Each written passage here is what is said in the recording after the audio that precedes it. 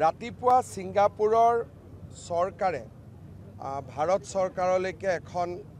তেওঁলোকে embassy language থাকে অসমৰ পৰা তেওঁলোকৰ পলিটিক্যাল লিডাৰৰ ফেসবুক বা টুইটাৰত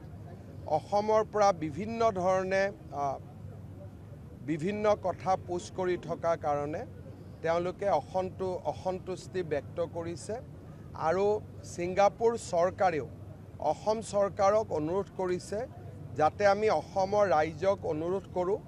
যাতে ছিংগাপুৰৰ পলিটিক্যাল লিডাৰৰ টুইটাৰ বা ফেসবুকত আমি যেটো আমাৰ বিষয় বৰ্তমানৰ যেটো অসমীয়া মানুহৰ যেটো আমাৰ প্ৰসংগ সেই বিষয়ে তেওঁলোকৰ পলিটিক্যাল লিডাৰৰ টুইটাৰ বা ফেসবুকত নিদিবৰ বাবে অনুৰোধ কৰিছে আৰু তেওঁলোকে আমাক প্ৰতিশ্ৰুতি দিছে যে আমি অসম আৰক্ষীৰ লগতো কথা পাতিম আৰু 3 মাহ পিছত আমাৰ যিখন তদন্তৰ প্ৰতিবেদন